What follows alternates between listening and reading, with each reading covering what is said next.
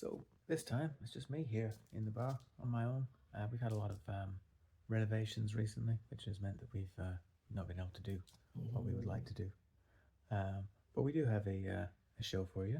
We're going to talk to the founder of Cross League, my father, Des Foy, about his top 5 tries after his recent induction into the Oldham RL Hall of Fame. And we're going to talk to Warrington Cross League players about their experience with Cross League. And we also have a little vlog of our trip to the women's state of origin. So stay tuned. Tell us where we're going, guys. We're heading to which camera? This one? Yeah, just look at me. We're heading to Seabus with the crew, half the crew. Some of the crew. Over there, yeah. We're going to watch the women's origin. Yeah, we are. Go Queensland. Wow, look at the stadium. It's going blue. It's going maroon. Any comments? This is my first night game at Seabus. Oh yeah. I'm pretty stoked. Looks cool. I like the effects. Shall we go to Green Heart for just a quick game? Oh, that's why I'm here. We're going to Green Heart afterwards, right? The floodlights are on.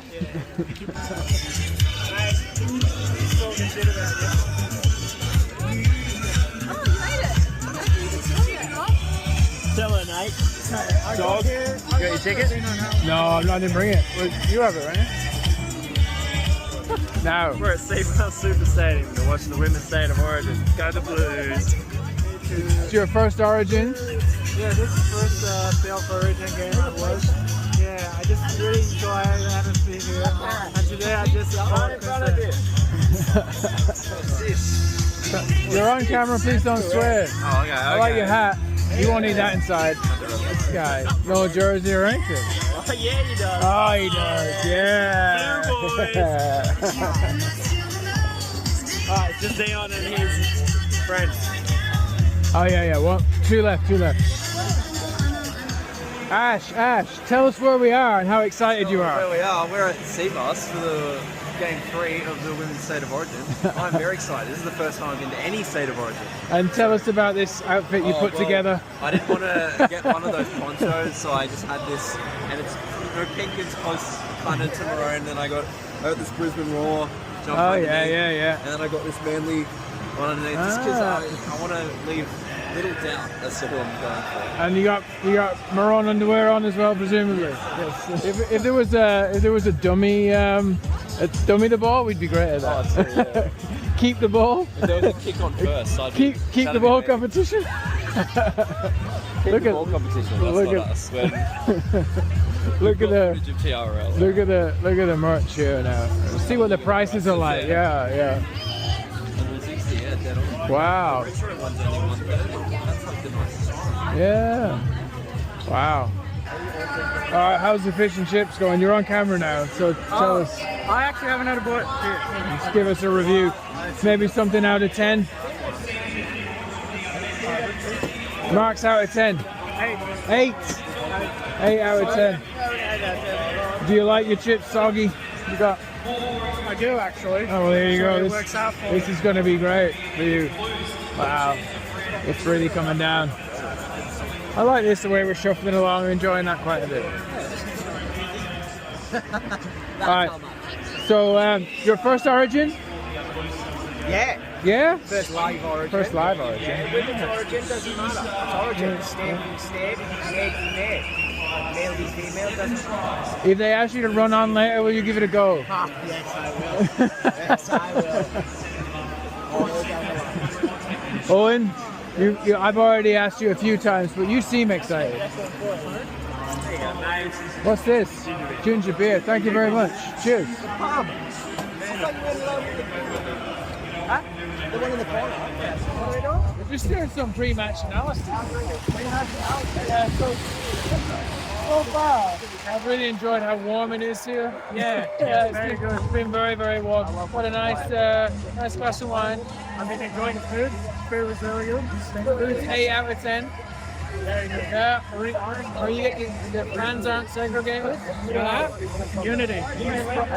We're just brothers and sisters in rugby league. Love it.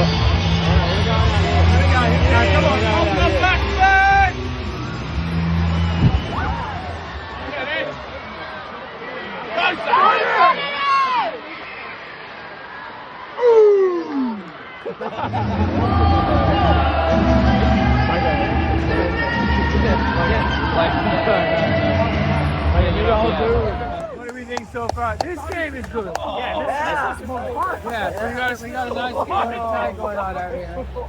The posts were pretty good. So the game itself has been very tight. 4-4. There were no tries for about 30 minutes. Hello. Let's go away. Is he with you? Good tackle. Who is this guy? Who's this guy? Yeah. Who's this guy? Oh, nice. Okay, it's been very tight. This game actually has been a little more open. Yeah. Enjoying it.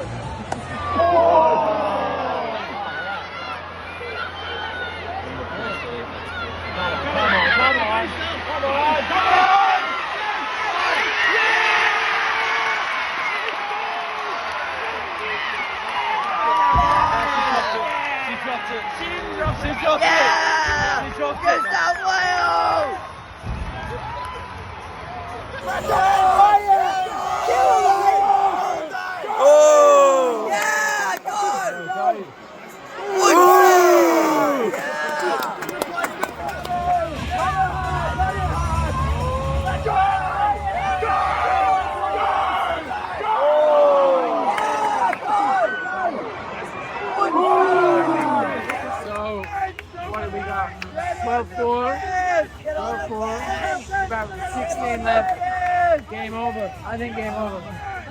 We got this!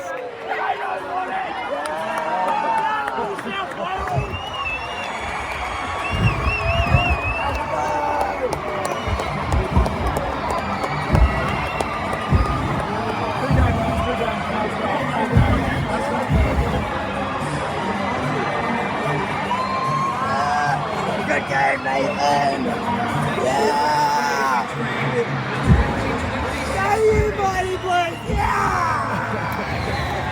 Full time, 12-4. No, I think there was only one line break in the whole game. Yeah, good defense. Yeah, it was good defense. Like some really good football. A lot of the kicks that we got to see up close, like the way they were returned, top notch. It is disappointing. Yeah.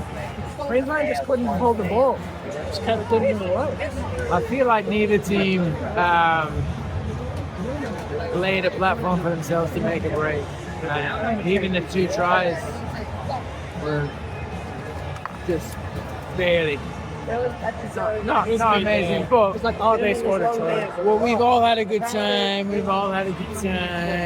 Oh, really? Yeah. Really enjoyed ourselves. We'll see the next women's origin that they have in the Gold Coast. Yeah. Okay, like, at least it stayed dry. Good. And the Blues!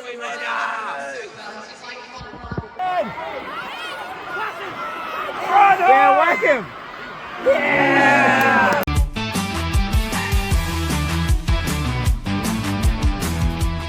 Okay, so what I wanted to ask you about first really is like the Hall of Fame thing and how you feel about it.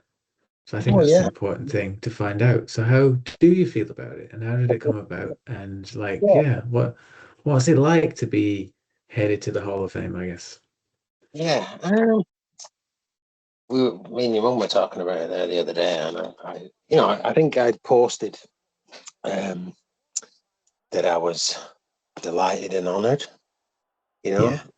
uh, and just as a sort of I said, well, what about this for a bit of a speech? You know, if I do have to give a bit of a speech, you know, and I was going to say, you know, that like when I heard this was happening, like two words sprung to mind, and I assume people might have read the thing and might think delighted and honoured sort of thing, but the two words that sprung to mind are overdue. And then I was going to say, I'm not sure, are they two words or are they hyphenated or not? But and then I thought, I can't say that. But your mum was saying, yeah, say it. But I don't know whether I would have the guts to say that in front of a bunch of people, especially the fact that there are some people that I don't really know. You know what I mean? But, Yeah.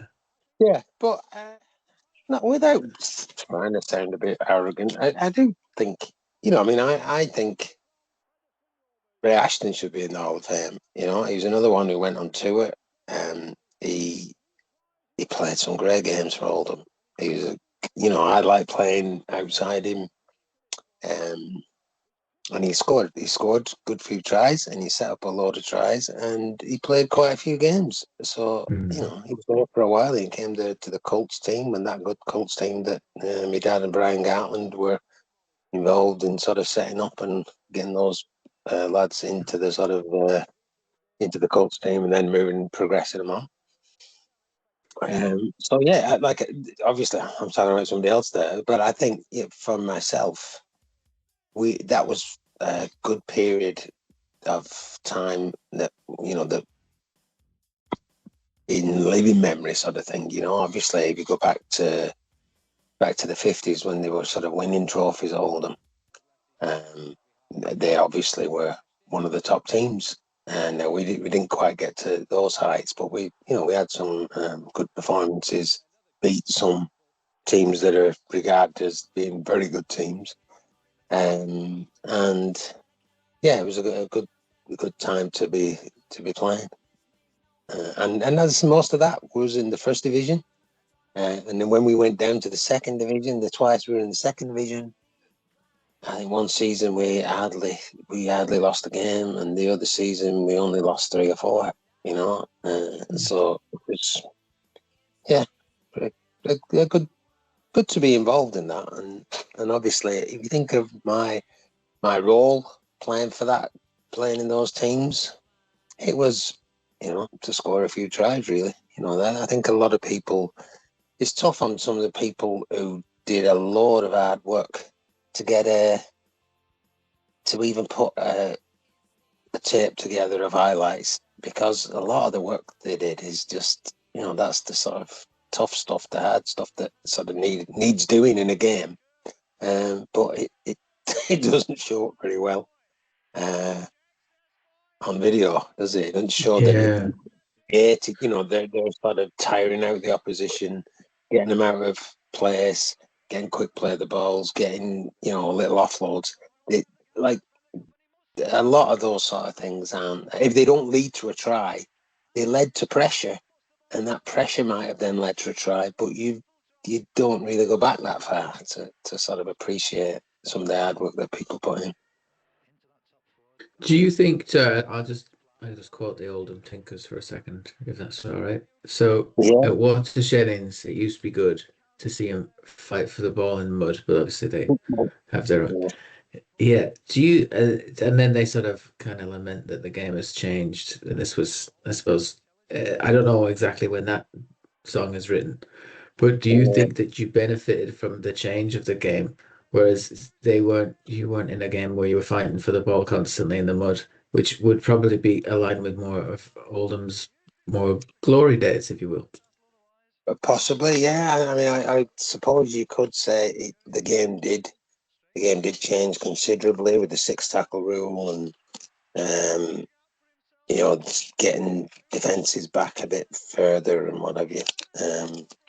So yeah, it wasn't, and the fact that it wasn't so much a sort of rugby union style battle for possession all the time.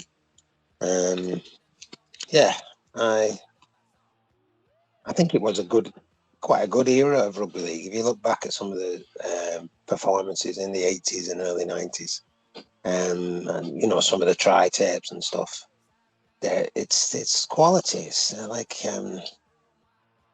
it's admirable. If you like, I think if you like any version of rugby, it was a good version. A lot of tries were scored long distance, multiple passes and changes of direction and little offloads and all that. I think it was a good period to be playing the game.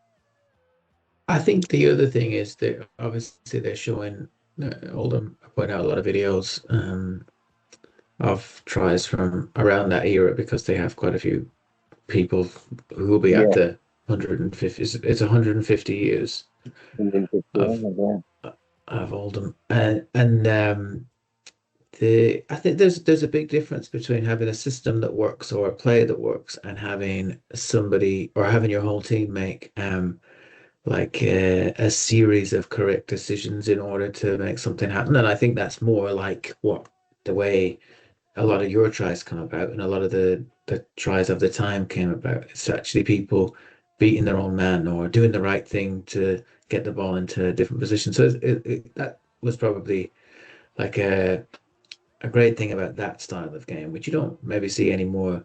And then previous to that, probably was things were a bit more opportune. Like we watched the 1970 Challenge Cup, which wasn't a bad game, but it was a bit frantic. And I imagine games in the mud, that was at Wembley. Games in the mud previous to that would have been just very opportune.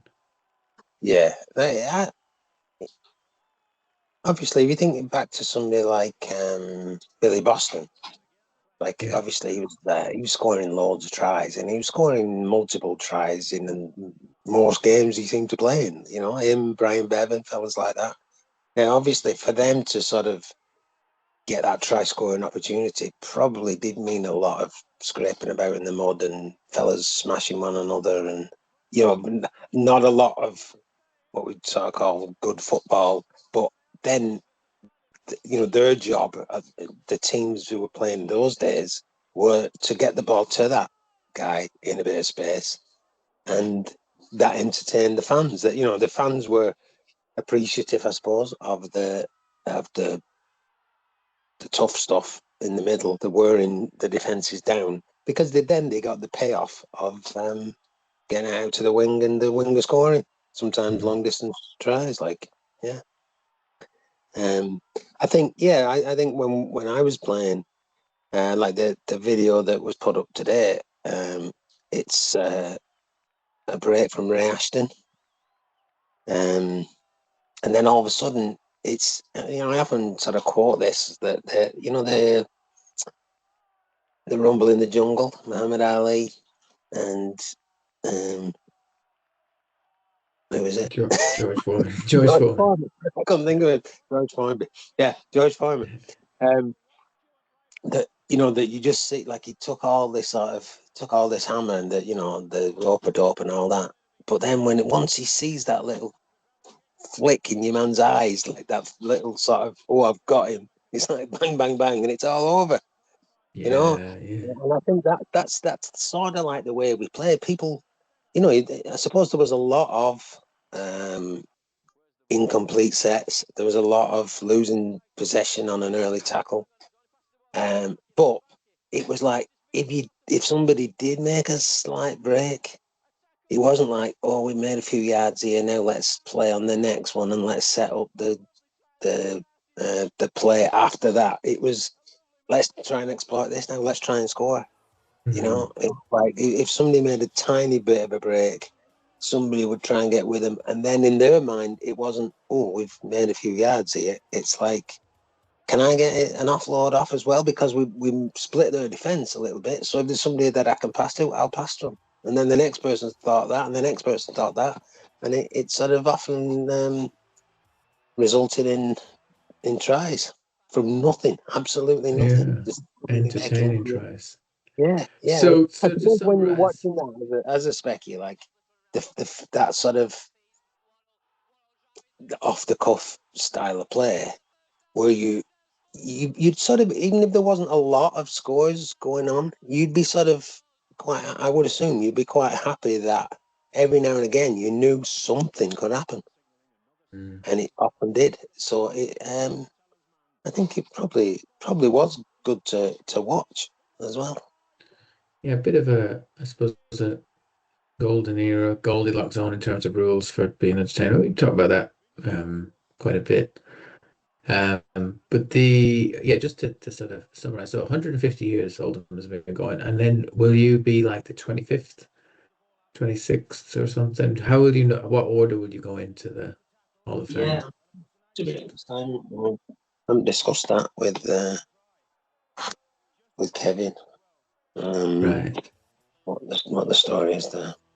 But there's been 22 already. Is that There's right? 24 already. Yeah, I think so. Yeah. So you'd somewhere around just after Yeah. 20, which is pretty good. It is, yeah. When you think how many people have played, I mean, like my heritage number is 869, I think. Yeah. So you're talking about as like since then, there's definitely been a few hundred, aren't there? So you're talking, is there over 1,000 players to be in the sort of top 30 of those? It's, Yeah. it's very Pretty good. good. Yeah. Overdue, some have said. I couldn't I don't know. possibly come up.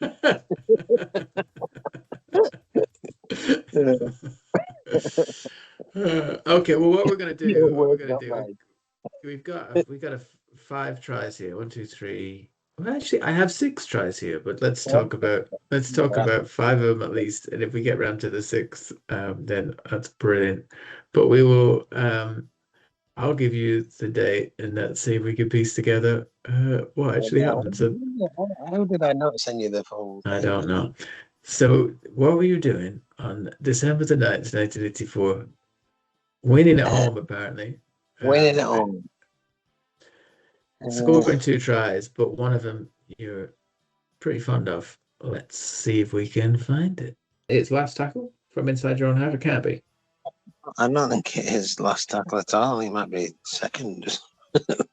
Right. I just trying to see if I can't see very well. As you're finding it there, so it's like passing it around in the in your own end. Yeah, definitely in our own end. Yeah. 2 passes. One of them must have been across the face of you, and then there. Yeah, I think at the time it was sort of a bit typical of me. Early tackles not being in the right place. So, but yeah, it's a fairly, it's a couple of wide passes, isn't it? And they're not expecting us to go wide that early. It's three wide passes. Three wide passes, yeah, and the third way where I should normally be on the outside of Paul Taylor there at that stage, I finished up sort of hanging about on the inside, and he gave it me. And then, as I say, their defence seemed to be a bit scattered in it, so I was through on the fullback, and more often than not, I'd have just sort of tried taking him on. But for some reason in my head, I had the idea of, I'll kick it and see what happens. Yeah, and it did bounce for me nicely. Yeah. And yeah, an interesting thing to do. It is and I imagine when people saw that at the time, like when you're talking about where there isn't a huge amount of highlights in the game, like that was an interesting thing to do. Yeah. And strangely enough, though, I think I didn't know that I was lucky to get away with that. That's another thing that I often talk about when I'm coaching and whatever. Don't try the spectaculars all the time because they seldom come off. So it's like the bicycle kick at soccer. like usually they just finish up in the crowd somewhere, don't they? So, Yeah. so even though I got away, I scored this one, got away with it. I didn't think, oh, the next game, I'll fancy my like chip and chase again. I sort of just reverted back to taking on the fullback, hoping that I got away with it, like that'd be him. So, yeah, it's not like it started off a whole A series with of chip and chases that you were, yeah. no, no. I mean, And obviously, you, the often that chip and chase might have been on for me if I had the legs on the fullback. I mean, like Steve Tickle was fairly fast, and I only just, because of the ball does bounce for me. If it had bounced a bit slower, it might have got to me, mightn't it? You know what I mean? If it had bounced a bit lower, I'd had to check my stride a little bit. But I was quite fortunate. But yeah, it's a long range effort, totally off the cuff. Just people threw it wide, thinking, oh, there's a bit of space out there, and then like it's not anything I would have ever practiced really, chip and chase in training. But yeah. And what about like coaching wise? Did anyone say, "What's that for?" no, because I think that was the thing. Nobody really ever said, "What did you do that for?" Even if people went into touch or tried something on the first tackle, it was very much a sort of a, well, we have to try something at some stage, and there was no Yeah, sort yeah. there was none of this sort of build momentum and get tackles in the red zone and all that. It just, I mean, there's no point saying try and get a number of tackles in the red zone if at least a quarter to a third of your tries are scored from starting in your own half. Yeah, true. You don't need the red zone, do you, if you're going to start tries off in your own half. No, And we did yeah. that. You got a big red zone. It goes all the way back to your own try line. Yeah, yeah. So the other thing is the kick itself. I mean, like you coach people.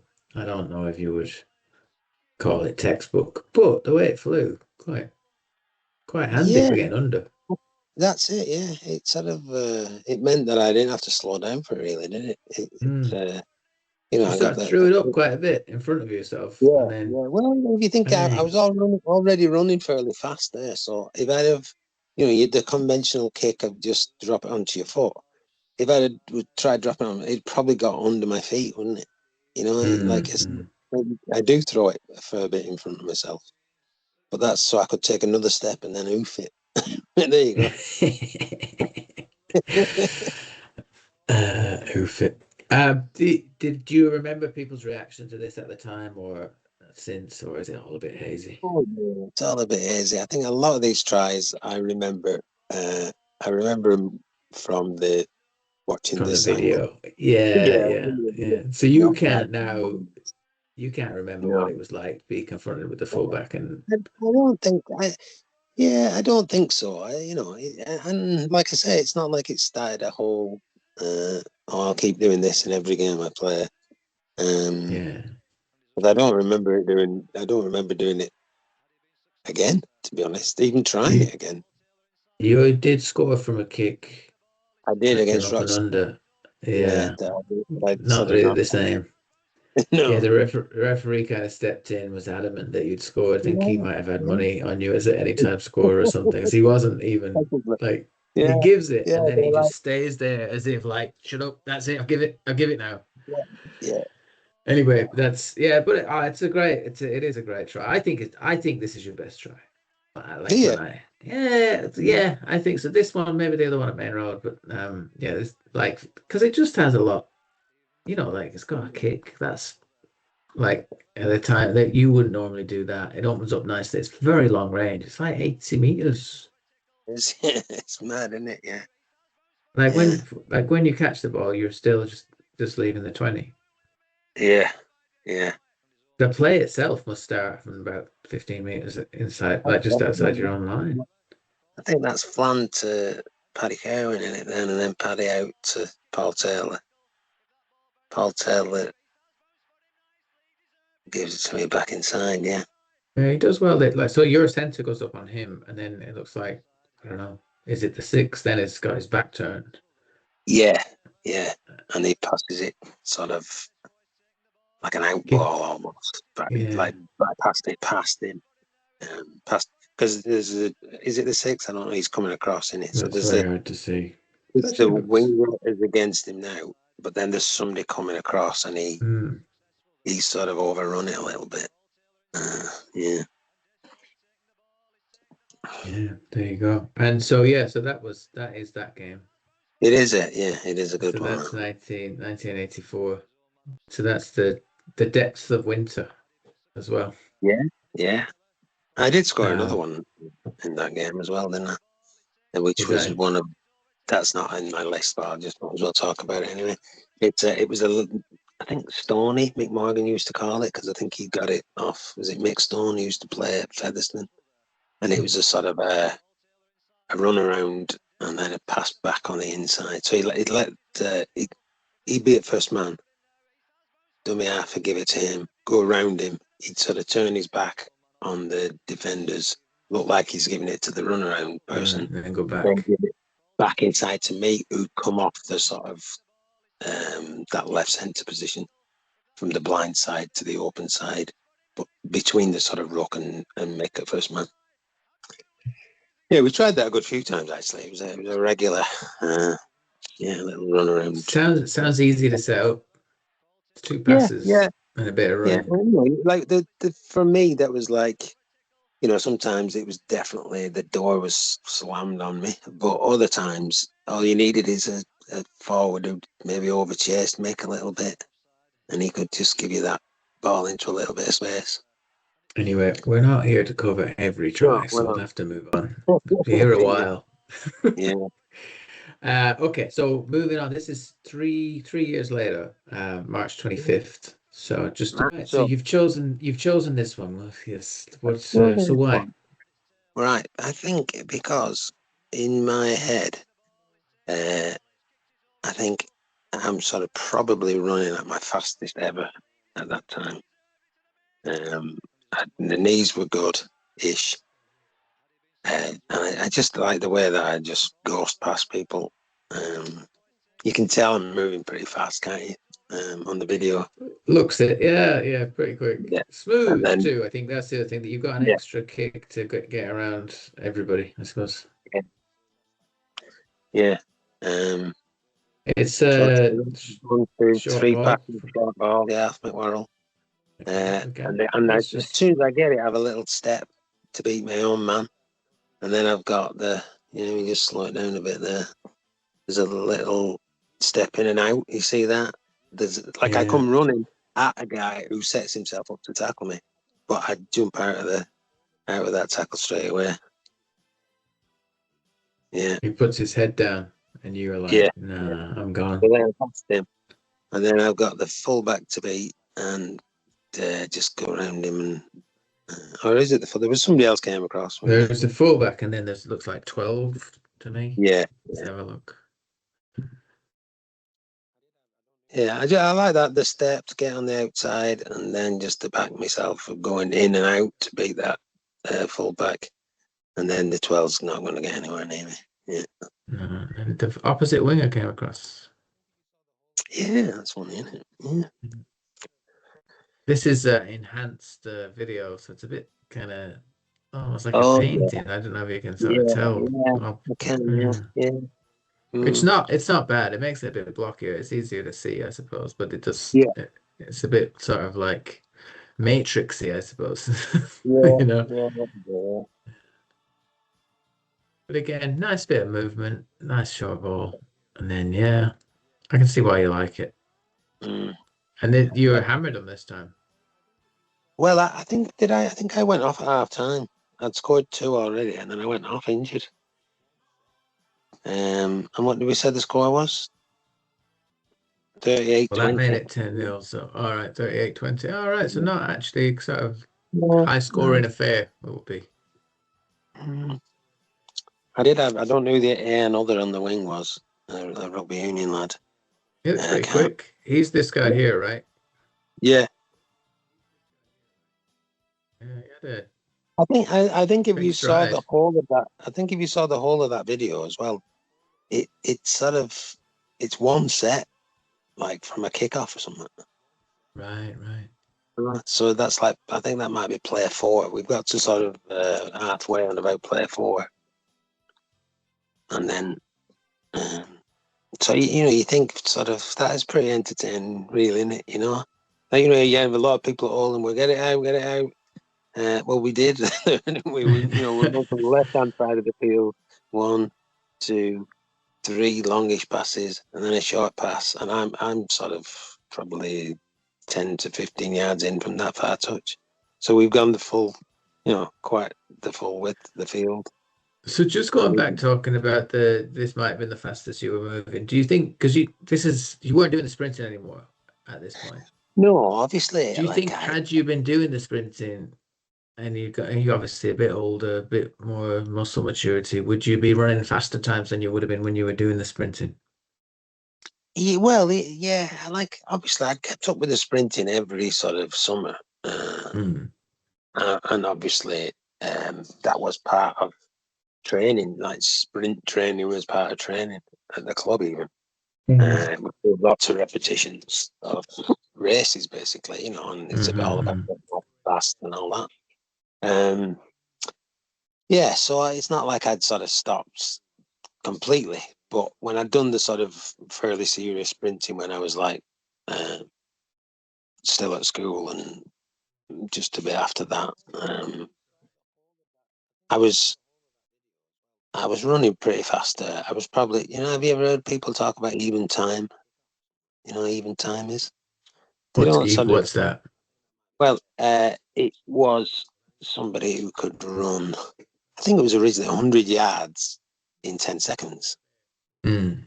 Okay, so that was 100 yards. But then 100 meters it's 109 point something. Yeah. So 109 point something yards gets you at 1090 something on the, you know, that's even time. You know what I mean? That's sort of Yeah. Get you, yeah. Yeah. So I'd sort of done that or the equivalent of that when I was like 16.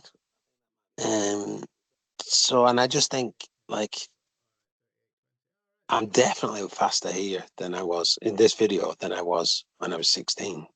Mm. Well, because I am that much, like you said, muscle maturity, that bit older, a bit stronger. So, you know, I think at this stage, whilst I'm not claiming I'd have been an Olympic sprinter, but I'd have probably been able to do about 10.6 or something like that for 100 meters, knowing also that 100 meters is too far for me because my running style was like short steps. I think, you know, my dad was big on analysing steps, and I had the same sort of stride rate as Marlies Gore, who was an East German woman, but like that's 53 strides for 100 meters, whereas I think Usain Bolt does it in like 42. Right. Yeah. So But that's Usain Bolt would struggle to change direction. He might not have got around well, that. You can't do an in and out with that big a stride. No, it's that's it. Yeah, I often, And that was you know, when I see people sort of talking about like sprint training for rugby, you know, like it's you've got to be, yeah, you've got to be able to do that sort of change of direction. Not actually the main road try that we'll sort of come on to. That was one of my sort of. I think one of my problems sometimes is I was running too fast to change direction, so I got caught sometimes. If I'd have gone slower, I might have been able to put a proper sidestep in that had decent width, pull out of that sidestep and carry on. But yeah, if you look at some of the better when you're going to pull out, steppers yeah, in sort of history, recent history, Justin Harris and Brad Fittler, probably a yeah, fair not bit going that slower fast. than but great at stepping and getting out of that If step, you're and frozen. also, can you see me? Can you hear me? Hello, I'm here.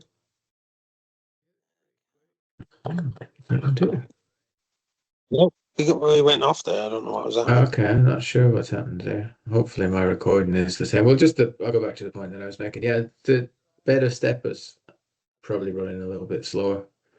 Yeah. Yeah. Of recent times, or having that where they have a couple of gears where they're stepping at a Well, yeah, and pull out of it really fast. That's like that's the thing. It's having that sort of that change of pace is the big thing, isn't it? But when you've sort of hit onto a ball and you're going full out, it's difficult to change direction. Yeah. All right. Well, let's move on to the next date on our list. This is back in 1986. We've gone back in time. I'm going to jump around, are we? This is back in 1986. Yeah, It's the John Player Cup round 1, and it's Sunday, November the 30th.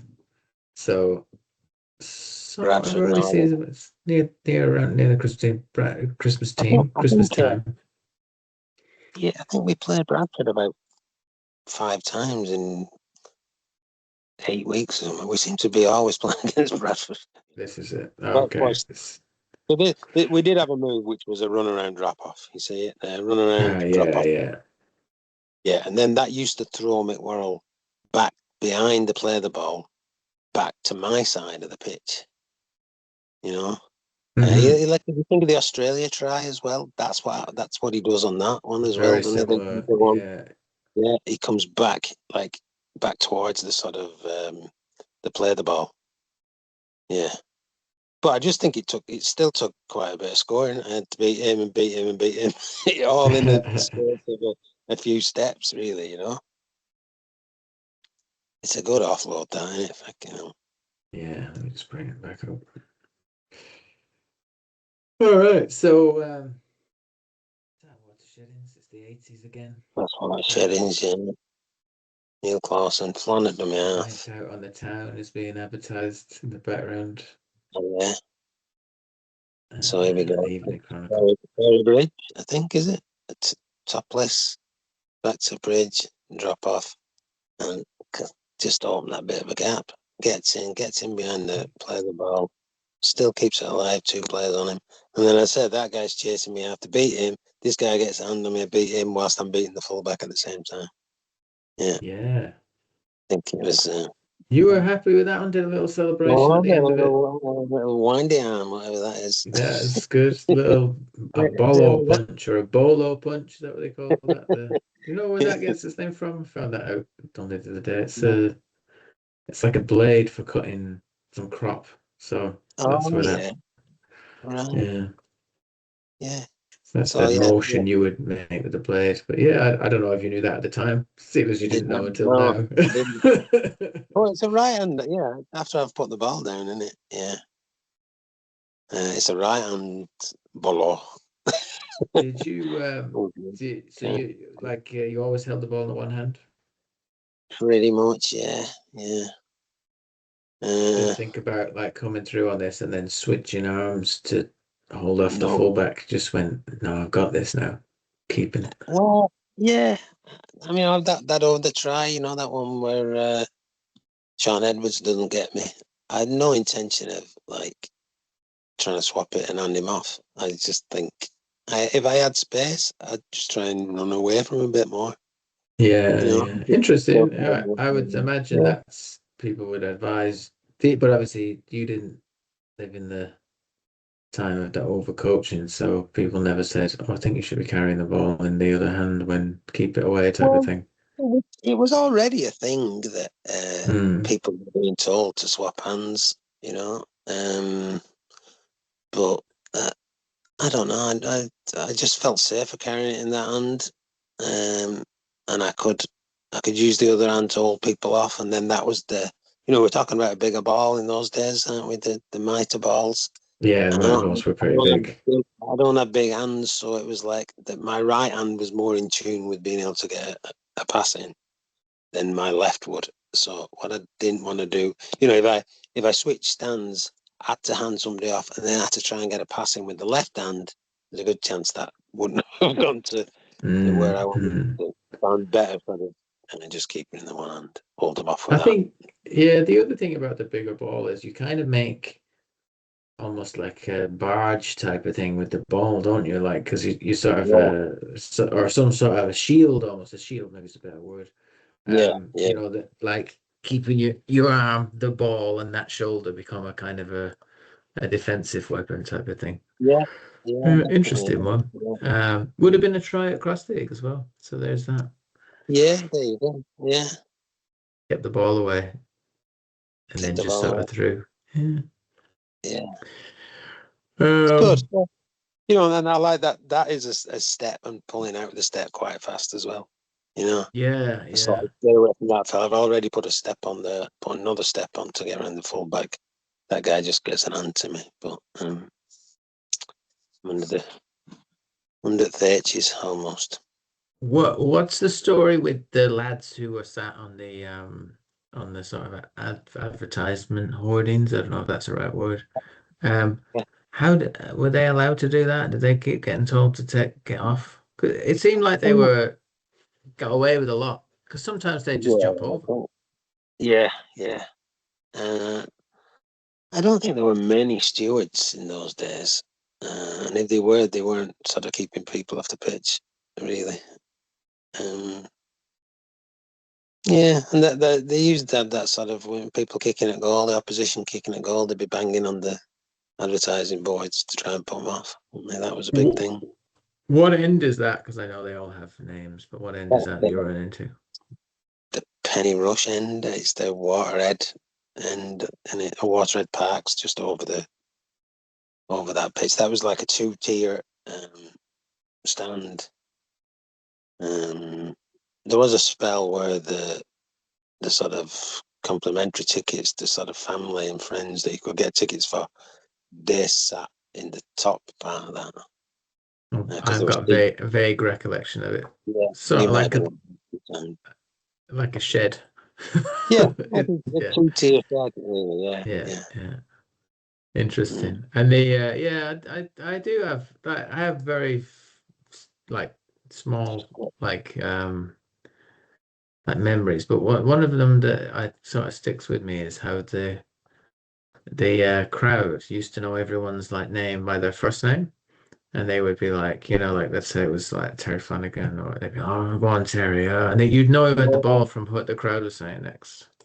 Right. That's all I kind of remember, really. Like I remember all the booing. I'd never really experienced, but they'd boo quite when the other team came out, when the away team. Yeah. And I assume they come out first. So you'd be waiting. Yeah. So you'd be waiting for the action, and you'd be like, "Oh, come on, take your seat." Only young, right? And then the first thing you're sort of this. Oh, so this is rugby. Oh, yeah, it's rugby. And then just a chorus of boos is how it started off. Yeah.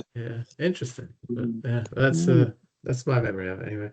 Yeah, good try that. Yeah, I'd still think the kick and chase is probably a bit better. I guess I just.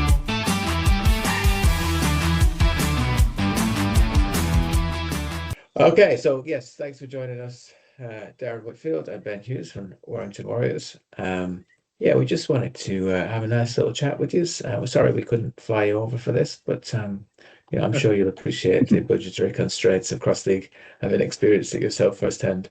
Do you want to tell us maybe, Darren, a little bit about how things are going in Warrington currently?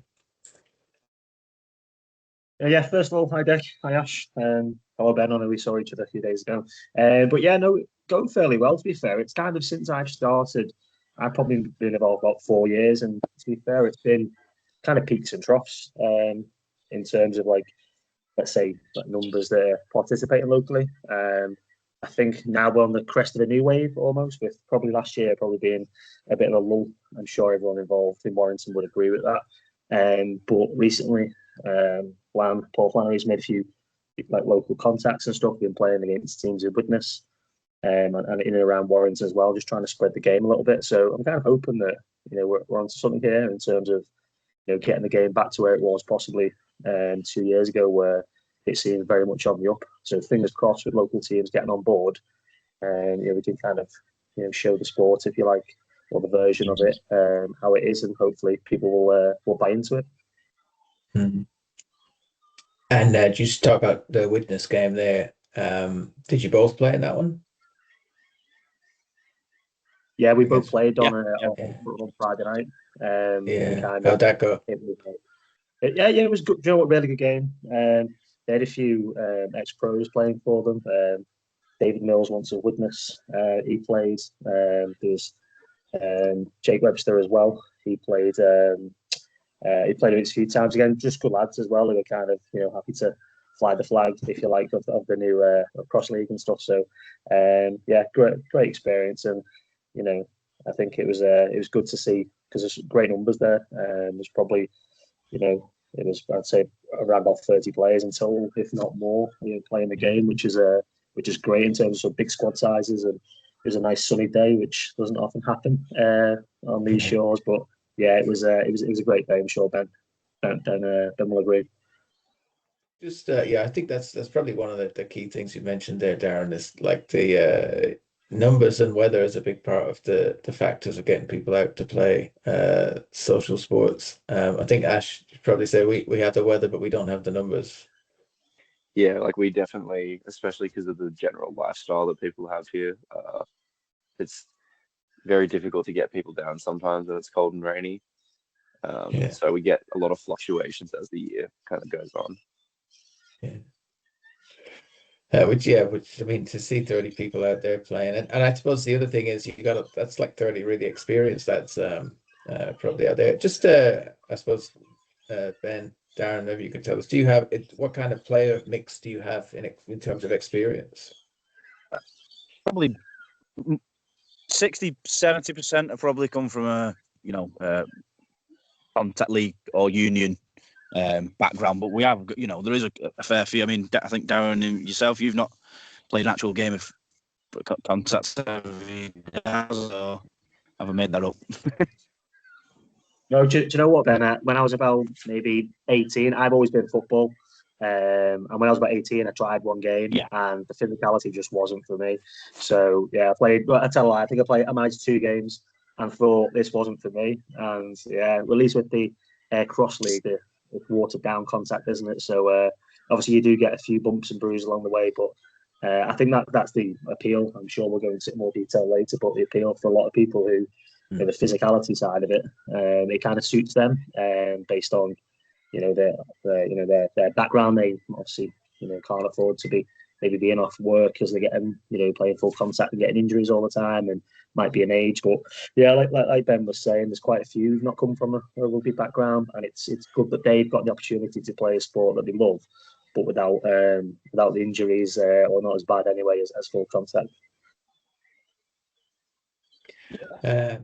So how did you guys get into crossing in the first place? It's because it's been going there for, you said, 4 years now, and you guys have been around from the beginning or halfway through, or how long? So basically, obviously I kind of, I wouldn't say co-joint started it with Paul Flannery. It's definitely his baby, but we did do a tag evening every Monday, and then it got to the stage where we didn't really know whether to go down the tag route, doing tournaments and stuff. Looked into it, and the brand that we played didn't really suit tag. So I can't remember who got in contact with us now to say, do you want to try this different form of rugby, basically. So yeah, I've been with it from the start, pretty much. Mm-hmm. We're trying to help Paul out as much as I can. Obviously, yeah.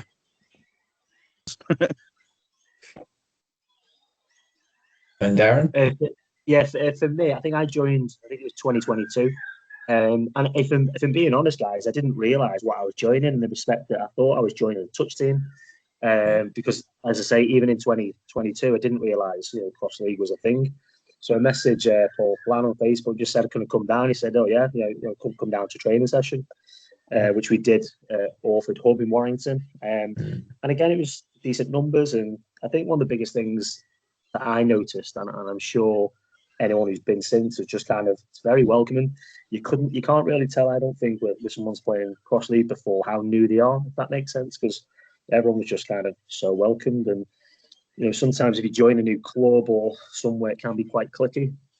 But again, when I joined, it was kind of open arms, and I like to think that we all carry that on ever since. So one of the best things I've made in recent times was joining Cross League and getting involved in the sport and meeting some good people on the way. Yeah. So go on, carry on. Sorry.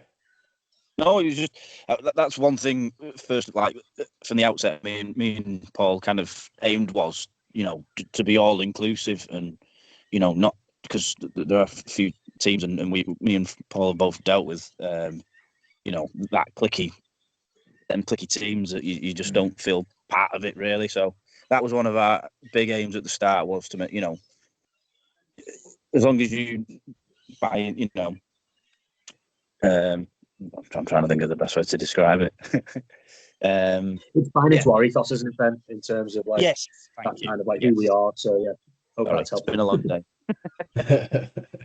I think we're in a similar situation. Ash might be able to jump in here, but I think like we have a lot of people who would be maybe lost to rugby or lost to rugby league unless they had the cross league to come down to, because they've been missed by whatever system. The difference we have, I suppose, is that social sport is a massive thing here, mainly because of the weather and the facilities that the local governments put on.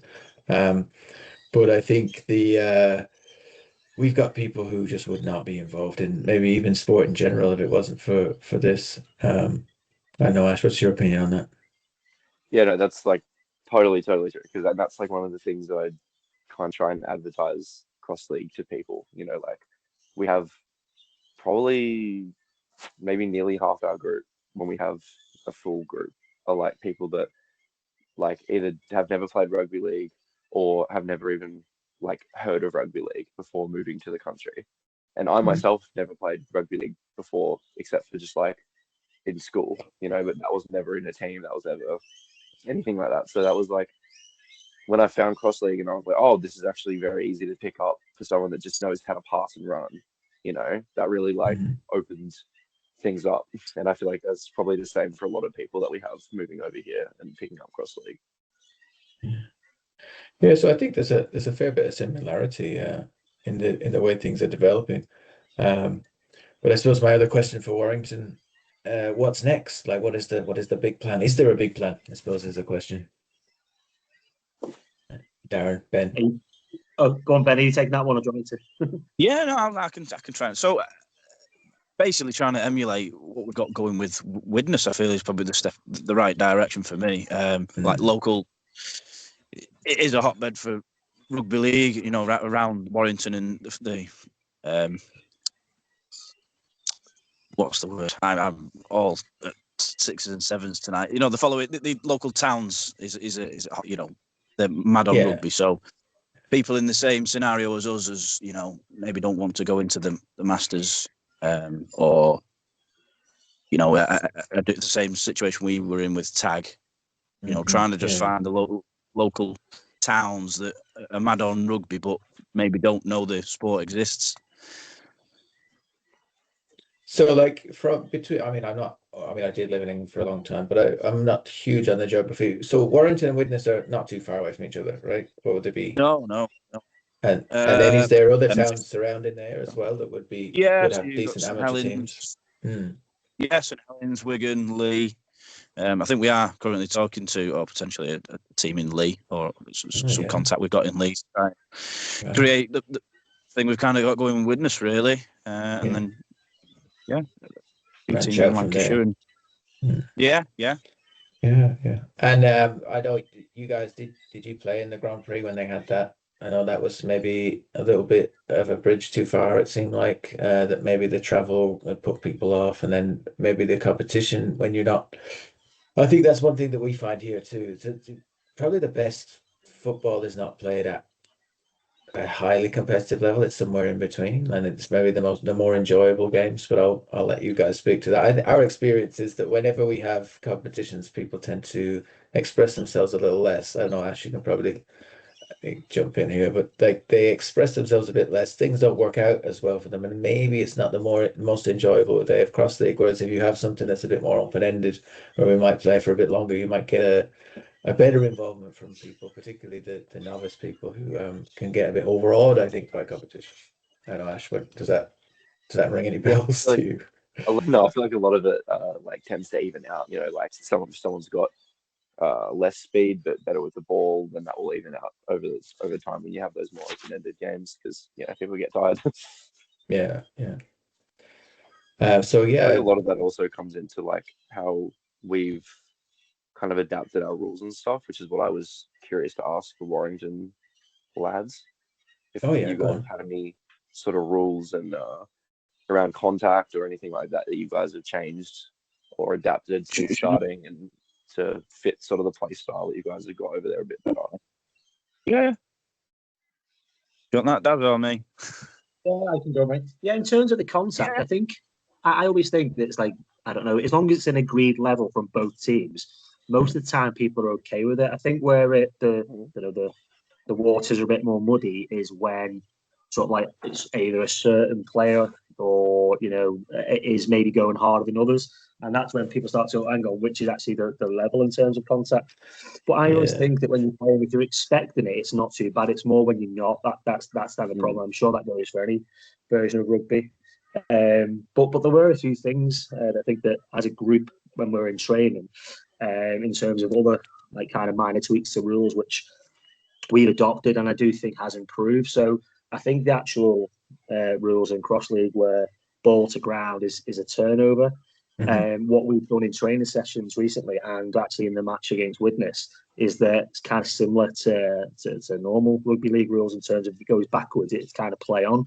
And I think that's a good change of the rule because, let's face it, in terms of, I mean, I don't know whether Ben went, but I went to Warrington and Bradford in the Super League today, and I think there was about 20 plus drop balls in there from professional, rugby league players. So if we're talking about getting some novice people, they're going to drop the ball. And I think if it goes backwards, then let's play on and get the game going and not so start. And another one I think was the kick diffuse, where previously it's been a kick from the attacking team and all the defending team had to do was just to touch it with a body part. And I think it was diffused. Whereas again, we've adapted it slightly with our training sessions and with the Widnes that.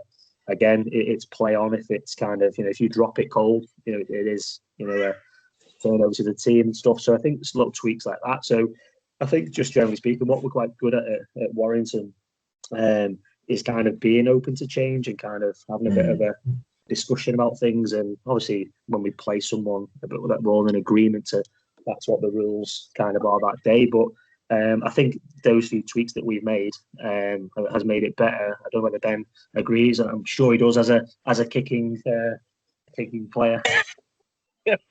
Well, I won't go that far. I didn't say how well you kick, mate. Just that you kick. No, it definitely, obviously, from when we started to kind of the adapted rules we've got now, it definitely feels like it flows more, and the ball can play a lot longer. And then the only thing we have changed as well is we put the ball down over the line, like regardless.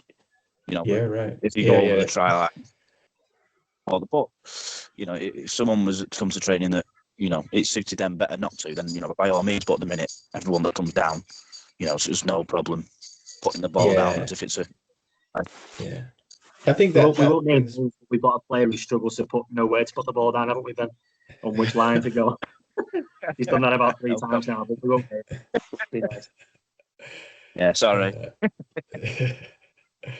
That's really interesting. Like I think we've had similar conversations. People like the free catch rule that you're talking about there. We do talk about it nearly every week, whether we like it or not. I think that when you have more experienced players, and certainly if you're allowing a ball that's touched and goes backwards to be play on, then you can definitely get rid of the free catch rule because it's not as it's supposed to be to balance the books type of thing in terms of rules. But certainly if you've got the experience and it's working, I mean, I don't think it's a fundamental part of the game, but it certainly brings it closer to the game it's meant to be. So it's like the fidelity to rugby league is the main driving force of cross league. So the the closer you get in rules to rugby league, That the better, I think.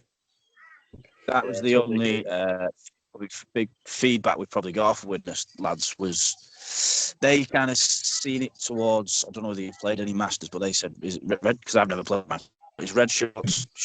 Is it? I think. Yeah, shot to stop. Yeah, that's right. Yeah, They felt it was more leaning towards that they preferred, but obviously this time round we were a bit more strict on tag the ball rather than putting a shot on. Yeah. I think that the red tag Masters and cross league of like there's a lot of crossover in that. But it's just that sort of because the ball is touching the ball is like a definitive, I suppose. The rather than sort of like because I think when they say shot to stop, don't they? Which I'm sort of I think it sort of means what the momentum has stopped from the attacker is what they're getting at. But it's hard to define. I think like if you sort of throw a shoulder at someone and they spin off it, are they stopped or not? But I would say you probably shouldn't carry on the tackle at that point, particularly in Masters where there's all kinds of abilities on the field. But yeah, no, I think that's really interesting. I think that's might be something we would consider doing down the road too. I think that like we can't really see cross league as a monolith. I think it's probably best if we see it as a kind of something that it's there to do a job, and the job it's to do is to let people who have maybe never played or used to play or want to play to give them as close fidelity to rugby league as we can. So having rules that like diverge from it is not particularly helpful to hold on to those things if it's not helping anybody. So yeah, that's an interesting point. Ash, have you got anything else to add? I'm just going to look at another one of my questions from my script whilst you're doing that. No, I think that was a very, very comprehensive answer for something that I thought was a average question on my part. So speaking of opinions and ideas, just something that I've got written down on my little list of questions. And this, I suppose, is kind of open-ended. The three of you could answer this if you wanted to. But what would be maybe your most controversial opinion in all of sport? So we are an all-sport show here. So outside of cross league, is there anything that you think this might not be very popular or very conventional? But I think this. I have got one. But go on. I think that has ruined the Premier League. Or post 2010, I think football, even though it's got bigger, I personally think it's gone downhill. Yeah. You hear that a lot, don't you? Yeah. It's not that controversial. No. Anyone else got one? I have one, but I'll save it for last. Has anyone else got a? I've got a few as well. Oh, hang on. So Darren, you go first, then Ash, you go, then I'll go. Yeah, sorry. The two for football is that let's go back to elitism in football in the respect that currently I think there's 32 teams in the Champions League, which I think is just ridiculous. Go back to having, I'd say I don't mind the league format, so I'd say go to 8 teams in the Champions League, all for literally the champions from each country, and they could play whether you play home and away or what, kind of. I'd use that as the Champions League, and same with the World Cup as well, because World Cup this year, I'm always looking forward to those type of competitions. But the World Cup's going to have 48 teams now. Yeah, I know people might say it's a great opportunity for smaller nations to qualify and get to play on the world stage. I get it. However, if you're to look through the fixtures, there's no real big fixtures until let's say the round of 16 or whatever. So. Again, I would just say elitism in sport, keep it to the elite. And then that way it gives, the viewers, because let's face it, sports and entertainment at the end of the day. And it is great as that is to give other countries a go. I get it. But in terms of how many are going to tune in to watch, so I won't name lesser nations in case anyone from the nations are offended who often listen to these podcasts. I think we can name, are Panama in the World Cup? I think they are. They could even be in England's group, Yeah, we don't get many cross league players in Panama, but if there is anyone in Panama listening, I would say it's interesting that Panama. I'm sure Ireland would beat Panama and they haven't qualified. I think the qualification is a bit strange too. Very strange. So that's my opinion. Anyway, carry on. Sorry, I cut you off here. No, that was kind of it. Just like getting Yeah. back to elitism, as in like, 32 teams, I think, for the World Cup was more than enough. As I say, kind of make it, back to the elite playing the elite, as opposed to, it's like that whole thing. I don't know if you have Sports Day in Australia, but we do in this country. You used to get a medal for, first, second, and maybe third as a bronze. Now you just get a participation just for turning up. And I just feel like, I don't know, we need to go back to, the kind of rewarding good in sport, as opposed to just everybody can come and have a nice time and stuff like that. So yeah, that's my hot take, my controversial one. Nice. Ash, I'll let you in. Yeah, before I say mine, just got to say, wholeheartedly agree with that. I've spoken to so many people about that. Wholeheartedly agree. My hot take, I'll give a rugby league one. I think there needs to be some rules put in place to stop time wasting at the end of games. Oh, absolutely. Like the same way that. Sorry, say that bit again. Sorry, say that bit again. I think there needs to be some sort of rules implemented to stop time wasting at the end of rugby league games. Because when it gets to that last minute and the team's up by 2 points, 4 points, they should not be allowed to spend 25 seconds on a play the ball. Yeah, and like milking the contact and going on and on and on. Because Penrith did it only a few weeks ago, and I was like, just play. Why are you scared? Yeah. Well, if it was the other way around, Ash, would you say it was good tactics though? I would be happier to have the team try and play out a normal set, not anything stupid, just a regular set, kick it long and defend properly for 45 seconds, as opposed to just slowing it completely down to the point where everyone knows, okay, there's not going to be any last minute drama. There's not going to be any big efforts. It's just going to be, they get the ball, they hit the ground, you know? And maybe that's an uncultured opinion as someone who didn't play any organized rugby league, but yeah. And have you got another one? Or is that? No, I'm not saying I don't accept that. I do accept No. No, I was going through a few. I think that's the one I've landed on. Six again's annoying. That's my other one. Can we change the noise on the six again siren? The noise is annoying. I don't mind the rule because it keeps the game moving, but the noise is annoying, definitely. The noise. It's like the I heard game from someone else's house the other day. Yeah. Just in the out of the silence, I just heard the six again bell, and I was like, like a Vietnam flashback. My controversial opinion. I don't know how bad this is actually. I'm going to say it. You guys see what you think. I think next time we have a Rugby League World Cup, that Queensland and New South Wales should be in it on their own. There should be no Australian team. Yeah, because I'll tell you why I think that. Australia are leaving a lot of great players at home, or they're finding a grandparent or and it's a bit of potluck whether we're going to see them there. Also, it means that New Zealand or England or some nation would have to beat Queensland and New South Wales, which seems like a big ordeal in itself to get to the final. Otherwise, we're going to end up with a State of Origin final, which I think everyone would like to see. So that's my opinion, and I'm sticking to it. I like that. All right, that's good. Let's do that then. Yeah, no, I think that's a good idea because there's been all this talk about how State of Origin is seen as the pinnacle of NRL when it really should be international, So I think that's, but they're not like really good. Could you not just have an A and a B? Like England had England Knights. Would you not have a mixed Australian first team and a second team? I mean, that's. I just don't know what the. Wouldn't the second team have a bit of a B in there on it?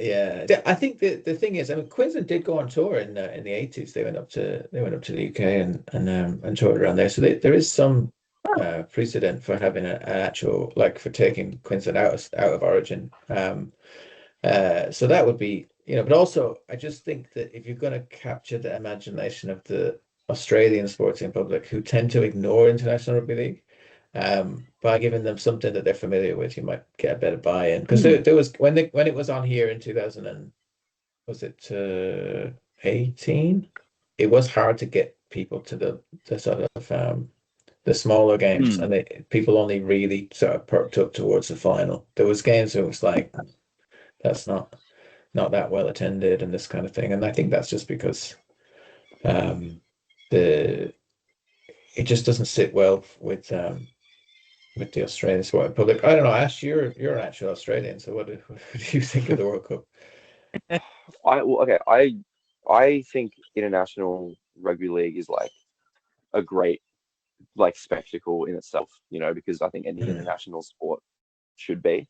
But the reality is, we go into every World Cup being like, there's no way we're going to lose. Like, I don't think I've gone to one since a kid thinking that we would do anything, but we haven't won every one, but it's like, that's the expectation. And I feel like you get so many issues with state of origin eligibility versus kangaroos eligibility. So that would sort of mitigate that issue a little bit if you have the same eligibility rules for all of it. And people just tend to back their state more than, like, they care more because there's more of a like a reason not to like the other side for Origin. Whereas with regular international rugby league at the moment, it's like, we're not going into a game against Samoa thinking anything other than this will be a bit tight, maybe, but like we'll be fine. Yeah, and really I think there's a kind of a, people see it as Samoa are only a threat if Australia play badly, and if they play badly, I don't want to watch that game, and then it sort of keeps people away, I think, you know. Yeah. So it's not what other international sports are. So anyway, I think we're just a little bit coming towards the end of time, but before I do, just speaking about international and cross league, how would you feel about a World Cup cross league down here? I think that's something that I would really like to do, but it's a long way off. Yeah. I think it's a lot of expense for you guys, but I don't know. It's a dream. It's a dream. It would be amazing. Speak to the RFL.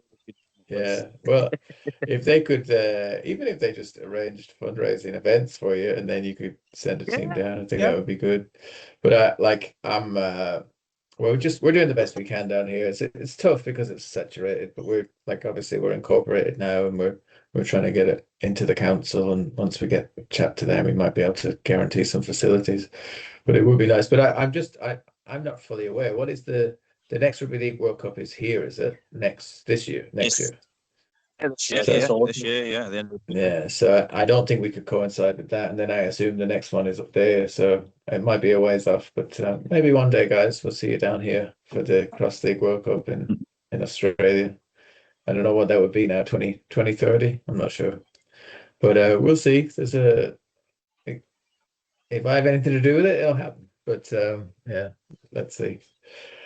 And I think that's I've kept you guys long enough, so I'll let you get back to your long weekend. And Ash, I'll let you I don't know what you're gonna do now, go back to bed, or what? I'll probably go back to sleep. Yeah. Yeah, good on you. I'm just gonna head out to work, so all right, well, thanks very much, guys. This will probably go out in a couple of weeks. We got a couple of other things to record, and we'll do some cross promotion as well, tag you guys in it and that kind of thing, because it's great to see what you're doing over there. And we should probably do more cross promotion. All right, we'll leave it there. So cheers, Dad. Thank you, Ash. Thanks, everyone. Cheers. Thank you very much. Bye. You too. Cheers.